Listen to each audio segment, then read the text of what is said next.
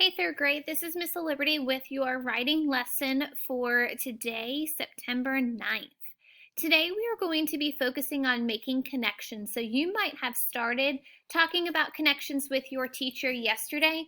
So today we are going to take a deeper dive into what connections are and how we can make them using our mentor text.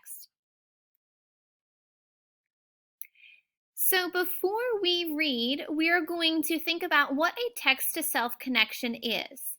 A text-to-self connection is when you are connecting the story to your own life, experiences, and feelings.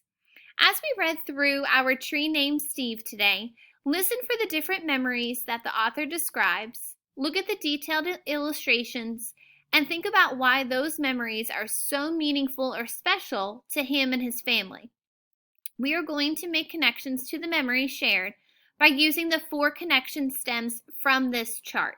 So on the bottom of this chart, you're going to see the first one says, "This reminds me of." So as we're reading our story again today, think to yourself, this reminds me of something. So what does it remind you of? Have you gone somewhere that looks similar? Have you done something that was similar to what the characters are doing in our story? This reminds me of. The next connection stem is, "I understand how the character feels because." So think about the characters, think about how they feel, and then if you have ever had a moment where you felt the same way.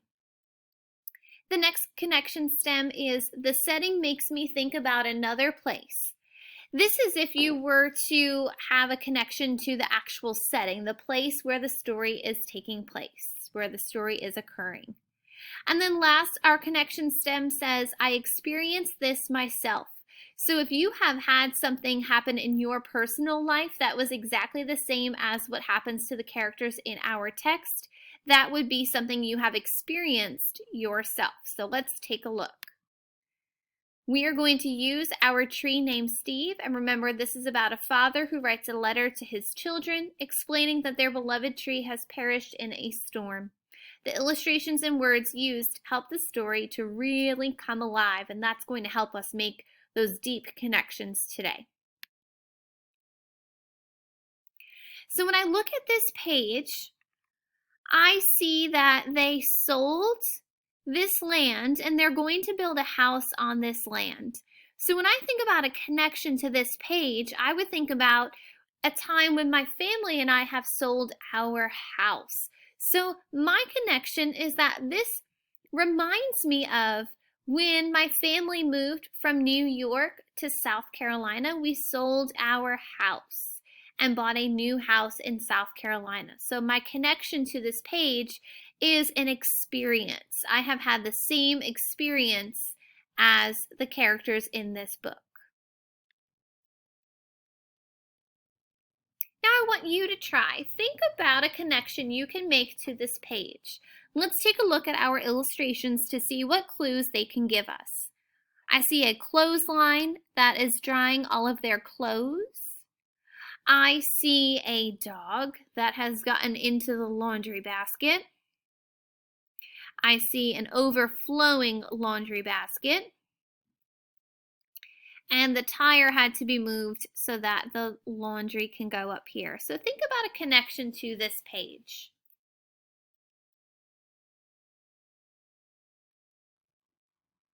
When I lived in New York, this was how we dried our clothes. My mom had a clothesline that hung between 2 trees in our backyard. So this reminds me of when my mom used to hang up our clothes to dry in the backyard. Here's another page. What is a connection that you have to this page? Now, this page has a lot of characters on it. We have the dogs. We have 5 children, 1 inside, 4 outside. I see lots of leaves. The colors on this page tell me that it could be fall. And the fact that there are leaves falling and have already fallen tells me maybe it is towards the middle to end of fall. Think about a connection you can make.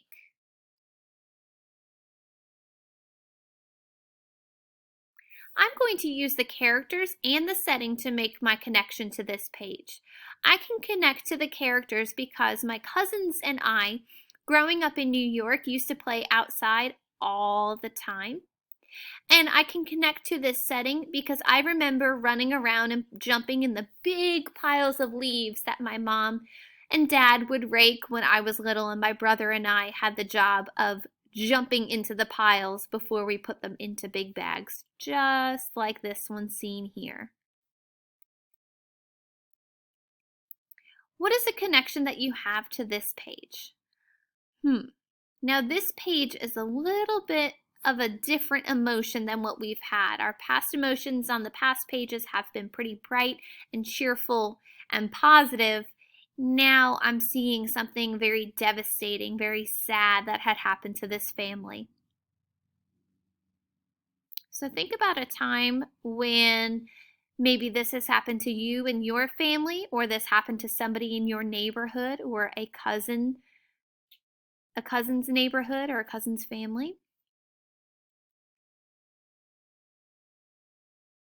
So I have never had a tree fall in my backyard, but during a hurricane that happened a few years ago, the neighbor that lives right next door to my parents' house had a large tree that fell.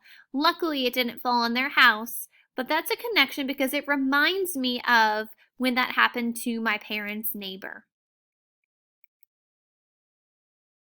And last one, what is a connection that you have to this page? Now, this page, if you take a look, has a lot of different features. We have a photograph here in a picture frame with the children and dogs sitting in front of the tree, and the tree actually looks like it's smiling for the picture.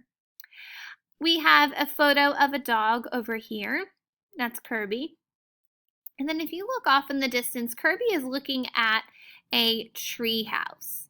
So think about a connection you could make to either the characters, the setting, or an experience, if this reminds you of something or if you have had the same experience.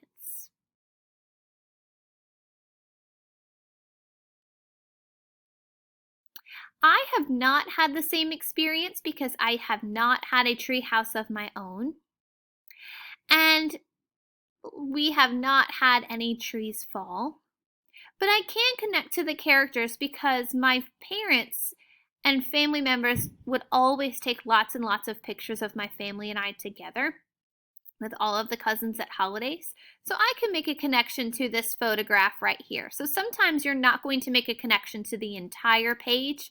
It may just be one small part of the illustration. So that's why it's important to look at all parts of the illustration that you see. So as we read through our tree named Steve, we read about different memories, looked at the detailed illustrations, and thought about why those memories are so special to him and his family. One way that we can come up with an idea for writing is to make connections with other authors and illustrators. This also helps us to maintain our focus during writing when it is a personal experience, because you're writing from something that actually happened to you, like your experience. It is something that makes you think about another place. You can understand how the character feels because maybe you have felt that way, or it reminds you of something personal to you. So it's a little bit easier to write when it is a personal experience. And just like in reading, we need to maintain our focus during writing as well. So remember, a text-to-self connection is when you are connecting the story to your own life, experiences, and feelings. Your seesaw activity today is going to be to write down or record the connections that you can make to our tree named Steve. You will choose 2 connection stems for each illustration and fill it in based upon your personal experiences. Take a look at the next link to view how to complete today's activity in Seesaw.